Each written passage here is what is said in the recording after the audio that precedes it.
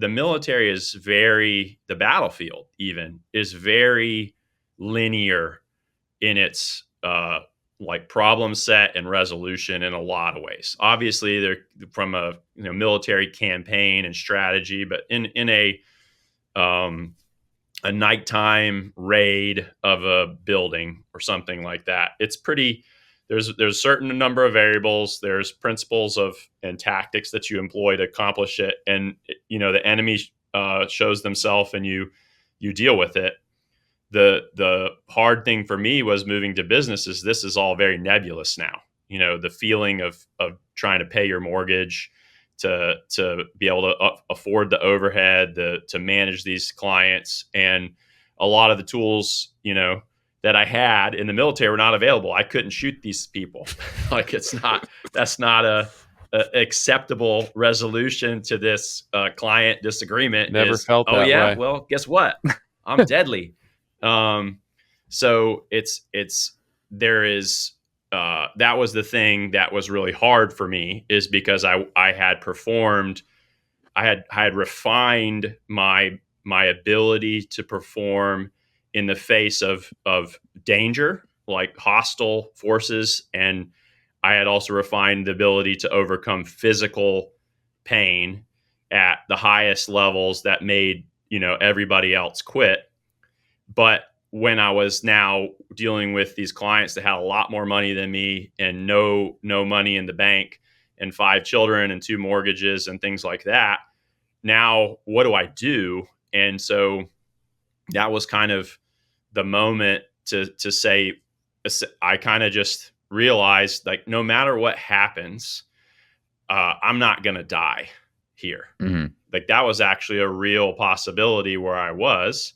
And so this is ultimately about money.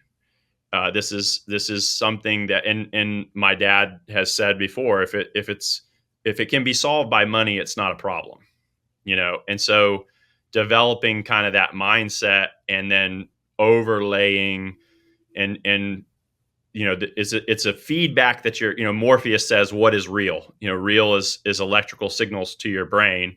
So this risk of this financial risk, this risk of being shot, this pain that you're feeling physically, is essentially being processed by your brain, and is causing you to make final judgments or assumptions about what the next things, your decisions you're going to make.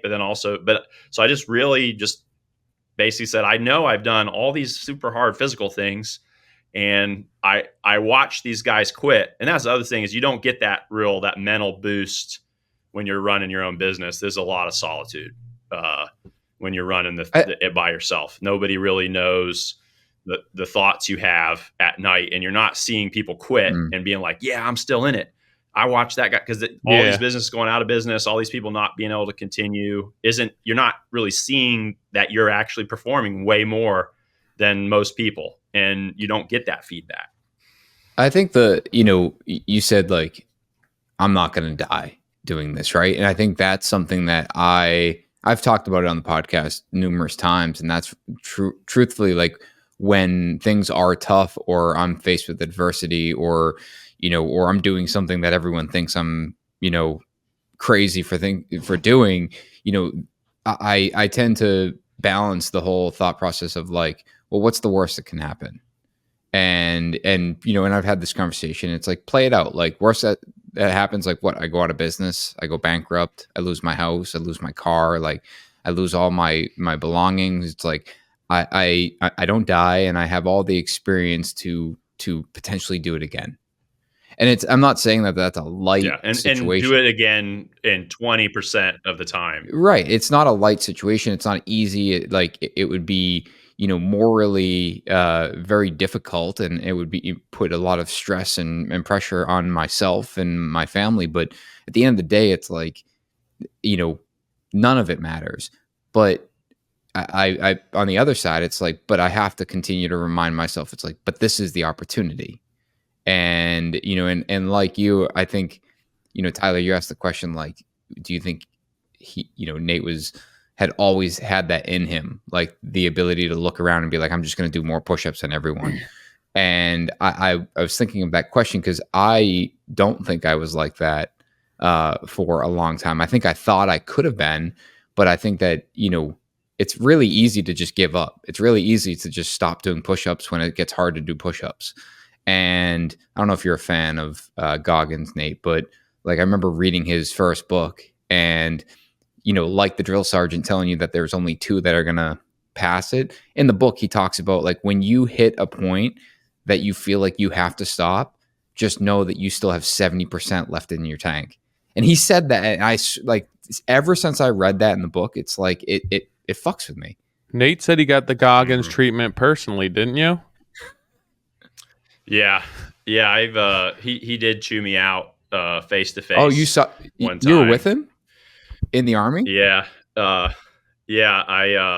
We both went to a course together, and we had different strategies about how we were gonna approach it. And he was very critical of my strategy. You ratted me out, Tyler. I wasn't, I was gonna let it go. But yeah, what course was it? I told Tyler this. Yeah, that's where we're gonna leave it. As far as what course it was. But yeah, he chewed me out, and I was 23, and I literally got the Instagram treatment right to my face. Mm-hmm. And but I passed, and he did not. But that to be said is, and I told Tyler this when we were talking about it, is I think he's the real deal. Yeah. Like I think he's 100% authentic.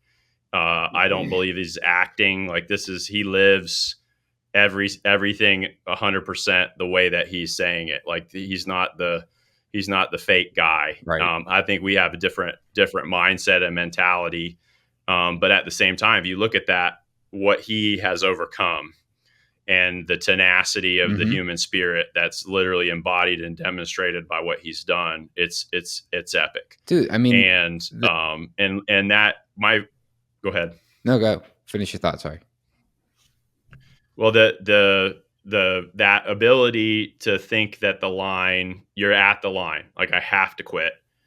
And then the reality that you went much farther than you did when you thought you couldn't is the essential thing. And the more reps you do that, the more risk financially. And that doesn't, from a financial perspective, it's a little bit different than the physical perspective. But similarly, when you start to say, I got a gut read on this, like it seems crazy.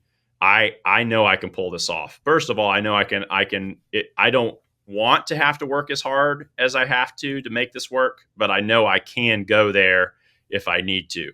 I know I can take with my own real estate projects, like I can take such a hit on my profit line and still make it because I own all of it in-house or all these different ways. So there's that, it's a combination of knowing, getting that calibration of your gut and also understanding that you have way more in the tank.